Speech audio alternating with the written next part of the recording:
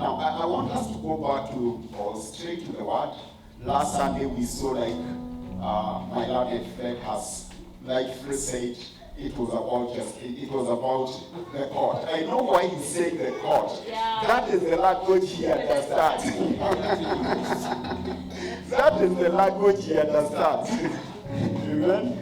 And I agree with you that it's about the heavenly court. And we visited the heavenly court while it was on session. Amen. See, it was on session. Yes. Amen. And we saw the witnesses, we saw the prosecution, we saw the judge. Amen.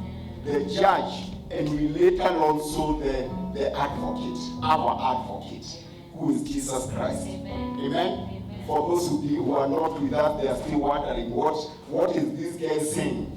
You can catch up with the entire message in our YouTube. And what we saw in the court, I'll just speak briefly to entice you to go to the YouTube. Amen. We saw that the judge and the accused is you and me. Amen. And we saw the accuser, the witnesses, which one of them is the law. Amen. And we saw in John 5:45, the Bible says, do not think that I will accuse you to the Father. There is one that accuses you, even Moses, in whom you trust. Jesus was saying, Moses is the one who will accuse you. Now, when we talk of Moses, we are talking of Moses representing the law. Is it? Just like Elijah represents the prophets. Yeah? Moses represents the law. So Jesus was saying the law is the one accusing you. Because the Bible says that no one will be justified by keeping the law, is it? Amen? James says that if you break one, there are 10 of them, if you break one, it's like you've broken them all. Amen? And you must keep them all. You must keep them all. Amen? And therefore, if you think you are keeping the law, and good at that, I was telling you one time how I used to have a colleague in my place of work, and this guy, I led him to the Lord. And he's a seventh day. Later on, at some point, he came and told me, you know, Peter, I'm actually sympathizing with you. And I asked him, why? Why are you sympathizing with me? And he told me, do you know you go to hell? And I said, this is true. And the guy, I asked him, now, why will I go to hell? I mean, I'm the one who led you to go to the Lord. You are going to heaven, me, I'm going to hell. And the guy told me my problem is going to church on a Sunday. And he told me, you must keep the law, you must keep the Sabbath. And this is what we are saying here, whereas you think you are keeping the law, you'll go to court, the heavenly court, and the law will be on one side against you, accusing you, and telling you you didn't keep the law that you think you kept, because you broke one.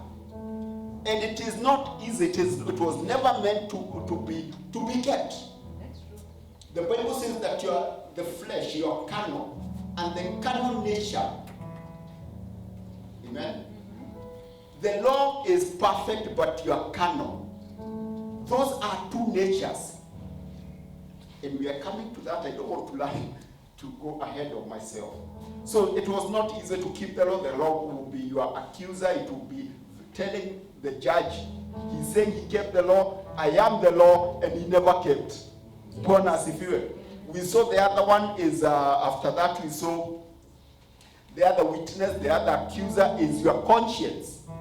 Yeah? Your conscience, Romans chapter 2 verse 15. It says, which show, that is King James, show, the work of the law written in their hearts, their conscience also bearing witness, and their thoughts, the mean while accusing or excusing one another. Your conscience either accuses you or excuses you. Bwana asifiwe. But the Bible says very clearly, we have all sinned. Is it? Yes. So our conscience keeps on accusing you. You go to the heavenly court, the judge is righteous, is holy, and no one can stand before God and tell him, you're accusing me. You can't even dare. John the Revelator went to, says how he was in the presence of God and literally fell down. He couldn't rise up to look at the seat to look at God. Are we together? So I hear people saying, nimewacha nifike huko biguni, tutaongea na huyo Mungu. Na nitamwona, you can't. You just can't. Bwana asifiwe. So your conscience is the accuser. We saw the third one is the accuser is the devil. Revelation 12:10. Is it 12:10? Yeah, 12:10. That says, and I heard a loud voice say in heaven, now is come salvation and strength and the kingdom of our God and the power of his Christ, the accuser of brethren. The devil is the accuser of brethren. He is like a kid who is always looking for something to learn to mom about. Nani amefanya hivi? He was banished out of the presence of God. And he wants everyone else banished from the presence of God. Bwana asifiwe. And so he continues and runs back, trying to bring accusation of what you've done. And, he's saying, I'm the one who incited him. And I know he did it and I have evidence. Amen? I know he did it. And I have evidence if you want evidence. But we thank God for John chapter 1 verse 2. 1 John chapter 2 verse 1. That says, my little children, these things write I unto you, that you sin not. And if any man sin, we have an advocate. Thank God for the advocate. Hallelujah. Thank God for the advocate, who is Jesus Christ. Amen? Who is Jesus Christ. And I will not go into that message, because if I go beyond that, we will not go to today's message. Amen? But it's recorded, and you can go through the whole message again from our Facebook. So we conclude that by saying we are justified. Amen? We saw how we are justified. We saw that Jesus, Romans chapter 4 verse 23 says that 23-25, who was delivered for our sins, raised again for our justification. He died for our sins, but he was raised for our justification. If he never was raised, we would not be justified. Bwana asifiwe. We would be forgiven and not be justified. And I remember giving an analogy. I'm almost going in there. I gave an analogy of a father who died and left his family with a very big debt. Yeah? And they were taken to court. They were almost whatever. All what they owned was supposed to be given to the one they owe their whatever, their debt, yeah. But one who is the brother to the father, to the guy who died, went and sold everything he had, got money, and went to pay for the debt, the guy they owned, so that this family can be rescued. Amen? And I said that if this guy who have paid the debt and has the receipts, if he had a plane crash, an accident, and died with his receipts in his pocket, they are not in the judge's records. Is that true? Yes. He has paid everything. Actually, they owe this guy nothing. But there is no evidence to show that this guy has been given the money that he was owed. Because this guy has died and died with the receipts in his pockets. So when you go to the judge, he's asking you, where is evidence? I'm looking at your file here. But according to your file, I don't see one single receipt to show that you have paid that person. So then you have to, whatever judgment I'll pass, it will be because I don't have evidence. Judges work with evidence. You can cry, you can moan, you can shout, but at the end of the day, this guy is like a stone. He doesn't respond to emotions. My wife will tell you, I love, there is a whatever called Judge Judy. I love that lady. She seems to be having a wisdom of Solomon. She can see through your eyes. But that's what we are saying. That's what we are talking about. If Jesus never rose again, hallelujah, he would not, in the court of law, there would not be any evidence, any receipt, hallelujah, that you are justified. Amen. Amen. And thank you for that. We are justified. Let's go to today's message. Now, today's message is in line with that same thing, that same line of justification. The word justified is a Greek word that has a Greek root that means dikau, D-E-K-A-U, dikau. And dikau means to be declared righteous. It means to be declared righteous. Amen? Now, righteous means, you can define it as, it can be defined as holy and upright living in keeping with God's standards. Holy and upright living in keeping with God's standards as a result of having a pure, clean heart. That is where you have the problem.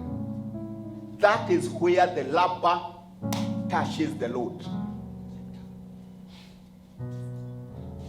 Because it says here, the word righteous can be defined as holy and upright living in keeping with God's standards. Now, as a result of having a pure, clean heart. Now, a pure, clean heart is supposed to help you live holy and upright in keeping God's standards. Are we together? A pure, clean heart. No one has a pure, clean heart. That's where I'm going. No one has got a pure, clean heart. We have all sinned and fallen short of the glory of God. The word glory means means doctor. Doctor. Let's go there because I'm doing this for a very good reason. I'm trying to, for whatever foundation. Doctor means the manifested perfection of his character, of God's character. We fell short of that character. Are we together? We fell short of that character. We don't have a pure heart. Our attitudes, we can do good and we do good. But you need to check to the heart. The heart is wicked and is deceitful and wicked, desperately wicked. So what you see is what I'm doing. I'm giving Wagige my money. I'm doing this. But my heart, if only one can open the heart, there are strings attached. I'm hoping only a few, and I'll go and tell him, so it was not out of love. It was different. And that's what we are talking and saying. You don't have a pure, clean heart. Bonus, if you will. Amen. Let's go to Romans chapter 5, verse 12. This is where it says, wherefore, as by one man sin entered into the world, and death by sin, and so death passed upon all men, for that all have sinned. Now, what I want us to understand is that righteousness is a nature. Sin is a nature. Paul says here, wherefore as by one man sin entered into the world. What Paul is saying is the nature of sin. He's talking about inherited nature of sin. Bwana asifiwe. We saw last Sunday but one that Adam was created in God's image. Did we see that? Yes. And then it says in verse 5, chapter 5? Is it chapter 5 here? It talks about Adam gave birth to Seth after Adam's image and likeness. Yes. Is that so? Yes. Not after God's image and likeness. It is after Adam's image and likeness. You can look at that in two ways. Every fruit will give after its own kind. But you can also look at it from what we saw here, doctor, that Adam had already fallen short of God's glory. Amen? Are we together? So sin is a nature. One sin from Adam, amen, changed his nature. Is it? Changed his nature. And that nature, because we are coming from Adam, we are born with that nature. You didn't have to do anything to acquire that nature. Amen. Amen. You are born like that. You are born a sinner. Now, in the book of Romans, I'm establishing a foundation. In the book of Romans, the word sin, not sins, sin occurs 45 times. Sin, 45 times. The word sins with an S, occurs 4 times. The emphasis Paul is making is on the nature you have, not on the act of sin that you've committed. It's the nature that makes you commit acts of sin. It's not the sins that make you a sinner. Bwana asifiwe. Yes. Now, the word sin in Greek has got a its root word, which is Greek, it's called hamatia. And forget about the whatever. Yeah, hamatia. Now, hamatia is a noun. A noun denotes a thing, a person, or a place. Yes. Is it? It's a noun. The word sins is a Greek word hamatano. And I don't want you to keep the Greek words, you keep the concept, what we are saying. Hamatano is a verb, which is an action of a noun. Am I losing anyone? Am I losing someone? Yes. Hamatano is a verb. A verb describes an action. Is it?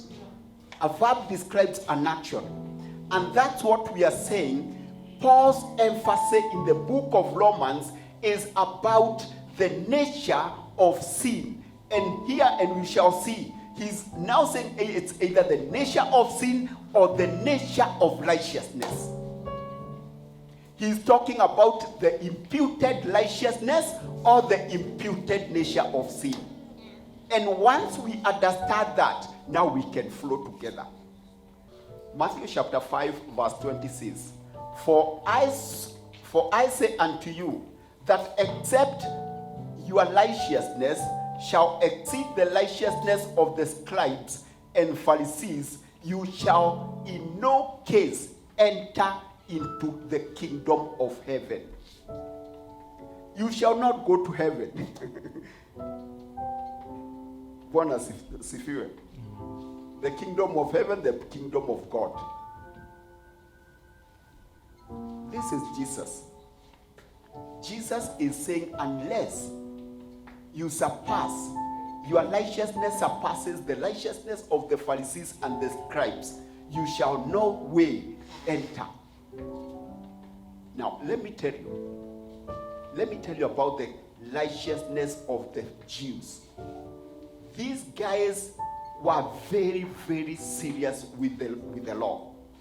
Now, a Jew, there was a distance you could not walk on a Sabbath beyond that. Now, this guy would carry a seat and walk and walk and walk, and when he realizes he's just about to get over to the Sabbath distance, he sits down. This is true. He sits down because he doesn't want to break the law. He doesn't want to break the law. This guy, when it comes to tithing, the guy would count. Kuhesabu.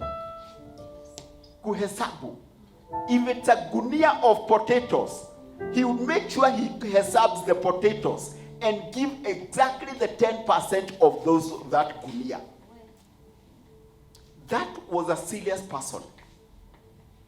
That was a serious person. And this is the guy that Jesus is saying, you surpass the righteousness of this guy. This is the guy, Kwanusu, God wants you to surpass his righteousness. And I've not even told you more of what their zeal for the law. Their zeal for the law. Now, is Jesus saying that now if you do better than him? Let's see. Now, Romans 3:10. Romans 3:10 says, there is none righteous, not even one. Jesus says that you surpass the righteousness of the Pharisees. But in the same one, Paul in the Spirit says there is no one who is righteous, not even one. So you are being asked to surpass the righteousness of the Pharisees, yet there is the ones who think have kept it are not righteous. So this begs the question. How then do you become righteous? How then do you become righteous? The reason why Jesus went to the cross is because none is righteous. No one could keep the law because our nature was corrupt and the law is perfect. But Jesus, who was perfect, was able to keep the law which was perfect. Let's go to Romans 10:9. Romans 10:9 shows you how to get this righteousness. It says that if thou shalt confess with thy mouth the Lord Jesus and shalt believe in your heart that God has raised him from the dead, thou shalt be saved. Let's go to the next one. Now, for with the heart man believeth unto righteousness. You get it? And for with the heart man believeth in righteousness, and with the mouth confession is made into salvation. Are we together? That with the heart you believe in righteousness, with the mouth you confess unto salvation. The same day you became a Christian is the same day you received the righteousness of God as the nature of God. For with the heart man believes unto righteousness, and with the mouth confession is made into salvation. The day you received Christ in your heart, you got the righteousness of God that surpasses the righteousness of the Pharisees and the Sadducees. Let me hear another amen apart from this one here. Let me hear another amen. Amen. Amen. Thank you. Thank you. That is how you receive the righteousness of God. Galatians chapter 4 verse 6 tells us, and because you are sons, God has sent forth the Spirit of His Son into your heart, crying, Abba. What you have is the Spirit of the Son that made you the Son of God. Jesus was the only begotten, but today He's not the only begotten. Bwana asifiwe. Because there are other sons who are begotten after Him. Bwana asifiwe. You are a son. And when Jesus came, the Son of Christ, the Spirit of Christ came into your heart, He came with the nature of God. Amen. He came with the nature of God in your heart. The nature of God, which is found in Galatians chapter 5 verse 22. You can't, if I got Kwanusu in my house, he can't come to my house without his nature.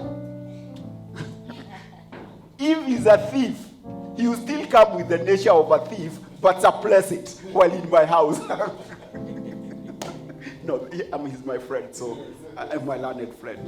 That's interesting about them. Even when you have hurt him, he still wants you to call him learned friend. Bwana asifiwe. So Jesus, the Son of the Spirit of Christ, with the nature of God in your heart, in your life. So because you don't have the sin nature in you anymore. Are we together? You don't have the sin nature. When you are buried in baptism, the old man, are we together? The old man is buried, and who that you only resurrect with Christ in the newness of life. Amen?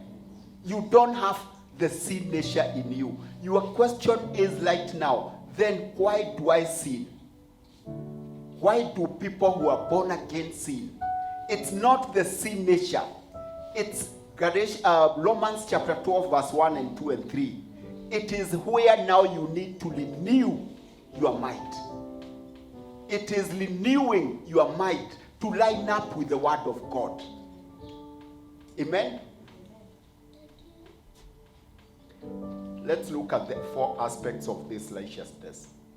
The first one, it is a gift. It is a gift to receive and not a reward to be achieved. It's a gift to receive, but not a reward to be achieved. Romans 5:19. 17, let's see 17. It says, for if by one man's offense death reigned by one, much more they which receive abundance of grace and of the gift of righteousness, and of the gift of righteousness shall reign in life by one Christ Jesus. Are we together? The gift of righteousness, not the reward of righteousness. It's a gift. Amen? It's a gift. It's those who put their faith in Christ. They will ultimately experience eternal life. But them who understand righteousness as a gift, they will reign over sin. Those who understand righteousness as a gift and not as a wage to be earned, will reign over sin. Amen? Many times we want to do good, and I don't blame ourselves. That is how we grew up. Ukifanya vizuri unaambiwa, mami asante sana. Ukifanya vizuri you are given something as a reward. Are we together? Even ukifanya vizuri baya unapigwa. Ukifanya vizuri you are rewarded. So this is where we are coming from. Reward and punishment. So our mind is there. Even when we come before God, we do good to be rewarded. Bwana asifiwe. And when you are not rewarded, when something happens to you, you start now saying, God, sorry? You said something. Amen? Yes, why didn't you do this? Can't you see? We had a message by on Job. You know, Job was asking, why hasn't God seen what I've done? He's telling his 3 friends. It's also in YouTube. You can go and Google the tribulations of Job, part 1 and part 2. Job was asking, why has God seen this? I've done this, I've done this, I've done this, I've done this, and this is what I get for what I've done. He's asking God, how? And the same thing. That's how we behave in our Christian walk. And we are wondering, God, I've done this, and now you can't even heal my daughter. Not realizing that healing was achieved for your daughter 2,000 years ago. Amen. All you need is to receive healing. Amen. To enforce that healing. Amen. Yourself. Amen. It is done. It is done in Jesus' name. Amen. Amen? Amen. So we are seeing the 4 aspects of this righteousness. We've said the first one is it's a gift. Yeah. Romans chapter 22 says, and when the king came to see the guest, this is where there was he had guests, and one of them was not dressed in the garments attire. Amen. And we are saying that attire is righteousness, the robe of righteousness. Amen. Bwana asifiwe. The second aspect is there are 2 kinds of righteousness. The righteousness that you work out through the law, and the righteousness that you receive from God. The one we have just seen, it's a gift. And I will address this other righteousness next week. But let's deal with the righteousness that comes from God, which is a gift. You find it in Romans chapter 10, verse 3 and 4, where it says, for they being ignorant of God's righteousness and going about to establish their own. They are ignorant of the righteousness that comes from God. So they go establishing their own righteousness. Is it? They go establishing their own righteousness. They refuse to recognize this righteousness that you believe in your heart and confess with your mouth, and you are justified. And you want to work out your own righteousness, which you take to God. Bwana asifiwe. Amen. The other one, you find it in Philippians chapter 3, verse 9, where it says, and be found in him, not having my own righteousness, which is of the law, but that which is through the faith of Christ, the righteousness which is of God by faith. The righteousness which is of God by faith. This righteousness, you receive it by faith. Amen? It's not something you can show people. Sinaona. Amen? You know that you have it. Amen. Just like Enoch in Hebrews chapter 11 verse 5. Yes. Yes. Which says that Enoch had this testimony that he pleases God. By faith, Enoch had this testimony that he pleases God. You can imagine him walking around town and telling, hi, you know I praise God. And he goes to another one, you know I praise God. They look at him, they say there's something wrong with this guy. Amen? He had a testimony that he pleases God. It's by faith. It's that understanding that you need, that you are the righteousness of God in Christ Jesus. Martin Luther used to go, coming from a Catholic background, would go and confess to the father or to whoever. And the guy would punish himself. The enemy would actually keep on bombarding him with things that he has done. Amen? He would go and confess, and on his way back, he remembers another one. Then he goes back. He goes back. And he would punish himself, walk on concrete to punish himself. Until God revealed Romans chapter 3 verse. Is it verse 23? Yes. The righteous shall live by faith. And that is when he realized it is not his righteousness, it is his righteousness. And from that day, his life changed. When the devil would come to him, showing him what he has done, he would tell him, I'm forgiven. He would tell him, even that one. The Monani would tell him, even that one, I'm forgiven. In fact, you have forgotten another one. The other one I did last week, but one, I'm also forgiven. When you understand that, you can walk in victory. Bonus, if you will. You can walk in victory and not in condemnation. The devil knows that condemnation is the disease of the heart. Just like diabetes is the disease of the body.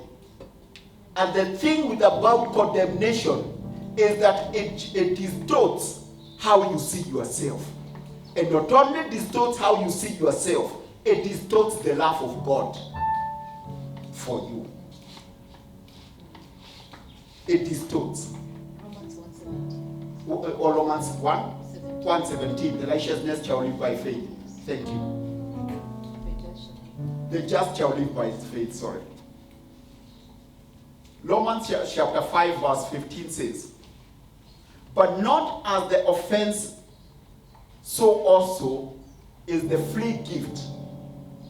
For if through the offense of one many be dead, much more the grace of God and the gift of grace, which is by one man, Jesus Christ, has abounded unto many. Paul is emphasizing on the same thing about the imputed righteousness and the imputed sin. He made this comparison 5 times to show this difference. Amen? And I think the world understands the imputed sin from Adam. That one, you will not argue with someone. You will not argue with someone that I am a sinner because I came from Adam. I'm a bin Adam.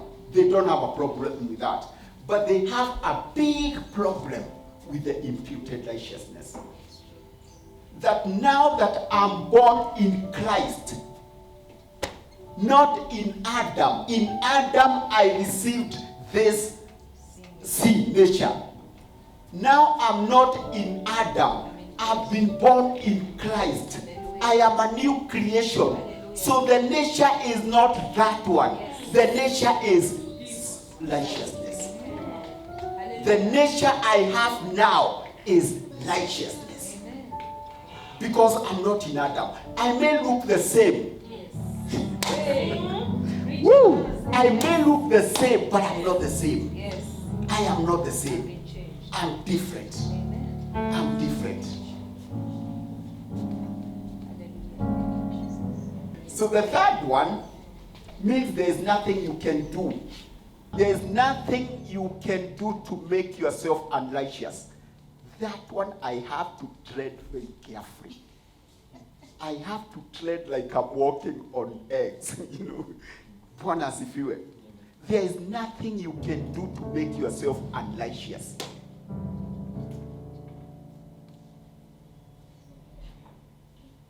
You are righteous. When we miss, and I know we miss, and I said we don't miss because we have a sin nature. We miss because we need to renew our mind. We need to, it's like a computer. You know the computer. You program a computer. You need to deprogram that same computer. Up here, in our mind, we are like computers.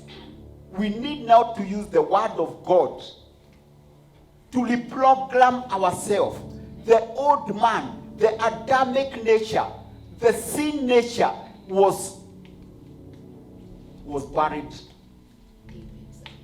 Amen? But our mind, because it was programmed by the old man. Someone said, I heard someone saying that one of the thieves that was hanged on the cross was Paul's father. Really?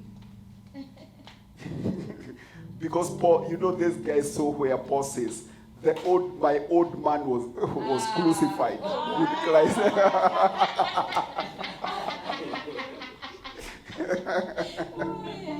Which verse is that? My old man was crucified with Christ. So this person thought that was Paul's old man on the cross. Amen? So that is the point I'm making. Your old man, the old man which was you, was crucified with Christ and he's dead. And when you are baptized in immersion, he was buried. And the only person who raised up is you in Christ. 6 years. It's only you in Christ, in the newness of life. Amen? Bwana asifiwe. Romans chapter 6 verse 20 says, for when you are the servants of sin. Now, let's go through this pore. I said there's nothing you can do to make yourself unrighteous. For when you were the servants of sin, you were free from righteousness.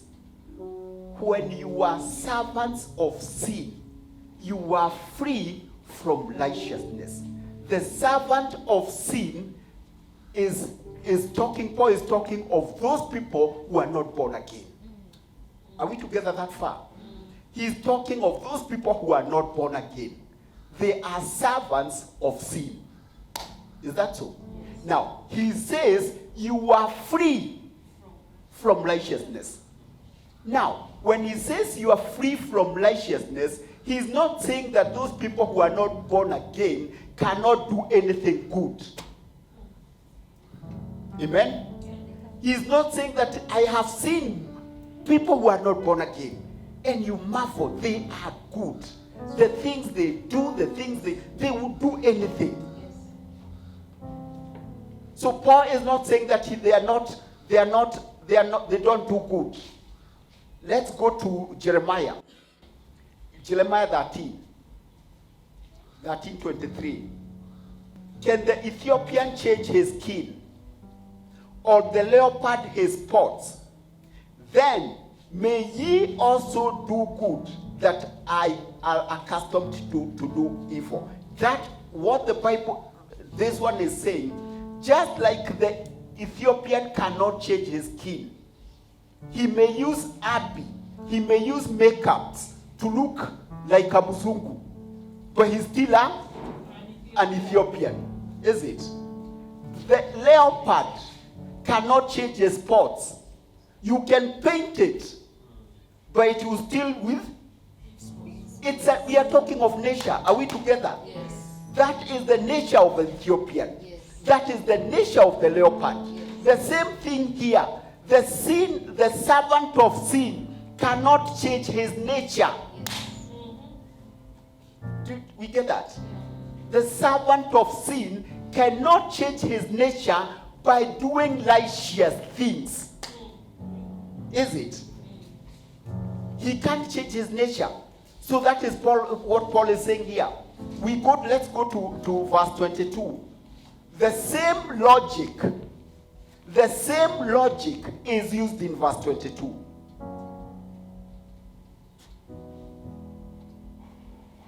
The same terminology, the same logic is used in verse 22. This is what verse 22 says. Bound now, being made free from sin. The other one was free from licentiousness. This one is free from sin and became servants of God. The other one was servants of sin and free from licentiousness. This one is the servant of God and free from sin. Hallelujah. Hallelujah. Thank you, Jesus. Thank you, Father. Thank you. What is saying is that this man who cannot change his nature by doing righteous things, this one cannot change his nature by committing sin. Amen. Preach now. He cannot change his nature. I know, and I say that I'm working on this very carefully. Yes. Bwana asifiwe. Amen. There are people who have backslidden and gotten lost because of people, one thing they did, and people came telling them, "Where hujaokoka? Where you are a backslider. Look, how can you do this? How can you do this?" Condemnation. And they were heaped with condemnations. And they were left believing, yes, I have backslidden. I'm not a Christian anymore. I'm not a Christian anymore. Bwana asifiwe. And most of them, they are out there committing sin and doing all sorts of things. Because one thing they did wrong, and they were heaped with condemnation, which threw them back to the world. That is a life from hell. That is a life from hell. It's a nature. It's the nature of God in you. And because you have not renewed your mind, you may sin. And you sin because you have not renewed your mind, not because you have a sin nature. I want us to get that very clear. Because if we get that clear, we walk in victory. And the enemy will not bring condemnation to us, not one more time. Thank you, Jesus. These are things and lessons. I hope I call them Christian 101. Oh, yes. Christian 101. This is what we should have learned immediately you got saved.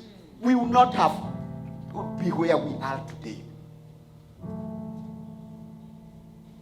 Bwana asifiwe.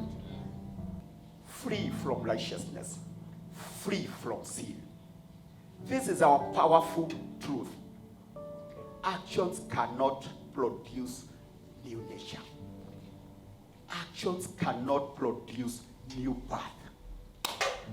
And sin cannot destroy new birth. I know what you're asking me now. And I want to deal with the meaning of this next Sunday. Kaidre come next Sunday. I know what you're asking. Does that mean one saved forever saved? No. No. It's not one saved forever saved. But you can't lose your salvation by accident. You can choose to walk away because God did not force you to get saved, and He cannot force you to stay saved. That's true. He cannot. Let's go to Hebrews chapter 6, I think verse 5.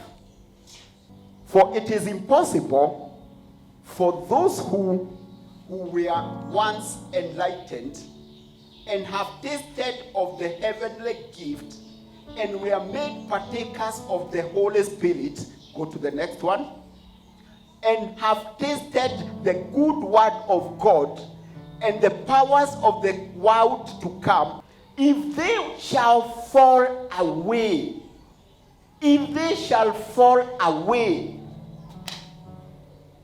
this is not a new Christian. Are we together? This is not a new Christian. This is not a Christian who was born yesterday, who is falling away. Let's go to verse 5 again. For it is impossible for those who were once enlightened, kindly underline the word enlightened, enlightened, and have tasted the heavenly gift. Underline tasted the heavenly gift. The heavenly gift is the Holy Spirit. Amen? And we are made partakers of the Holy Ghost. Now, we are seeing an individual here. And this person is not few. This person has tasted the heavenly gift. This person is enlightened. This person has been made partaker of the Holy Spirit. Meaning that this person, even where it comes, he would lay hands on people and they would get healed. Lay hands on people and they would get different gifts and all that. Are we together? Yeah? He's a partaker of the Holy Spirit. The Holy Spirit is using him. Let's go to the next one. And have tasted the good word of God. This person have tasted the good word of God and the powers of the world to come. Let's go to the next one. If this person falls away, to renew them again into repentance, seeing they have crucified themselves to the Son of God afresh. Can you say that? This person is not an amateur in the Lord, if there is something like that. I'm not sure there is. Whatever that means, yeah? This is a person who have chosen. He's chosen. To hell with heaven and to to hell with heaven and with hell. He has chosen. He has made his decision. He's not going to heaven. He wants the company of the devil. Bwana asifiwe. So it's not one saved forever saved. You can choose where to go. Amen. Nani says, I should have picked that verse. Also, Paul talking to the leaders, the elders of Ephesus, and he's telling them, if you choose to go back, I am not responsible. He's not talking to the beginners, the people who've just gotten saved. He's talking to elders. They were parting ways. He was going and he's telling them, now, if you want to go back, not in their salvation, not go back by foot. You get it? I mean, in fact, next Sunday I will remember that verse to be able to bring it out better. One, are we getting something? So we've said you can't just lose your salvation. Amen. Hebrews chapter 10 verse 10 is emphasizing about this one sacrifice that Jesus on the cross. This one sacrifice, it is sanctified us all. One. The Old Testament, they had thousands and thousands of sacrifices. But Paul is talking, or with the light of Hebrew, it's believed to be Paul, is talking about this one sacrifice. Amen. 14, verse 14 says, for by one offering, another emphasis. If you want to get this, if you read Hebrews chapter 9, chapter 10, and chapter 12, you'll get this emphasis from the light of Hebrew. Verse 14 it says, for by one offering he has perfected forever them that are sanctified. Forever. Forever. Go to verse 22. Hebrew 12:22. This is what it says. But you are come to Mount Zion, and unto the city of the living God, the heavenly Jerusalem, and to an innumerable company of angels. Let's go to 23. 23 says, to the general assembly and to the church of the firstborn, which are written in heaven, written in heaven, and to God the judge of all, and to the spirits of just men made perfect. Made perfect. We saw last Sunday that it's that you are born again. Your spirit is perfect. And according to Ephesians chapter 1 verse 13, it is sealed. Amen? It is sealed with the Holy Spirit. Are we together? Amen? Bwana asifiwe. I think I'll pick it from here next Sunday.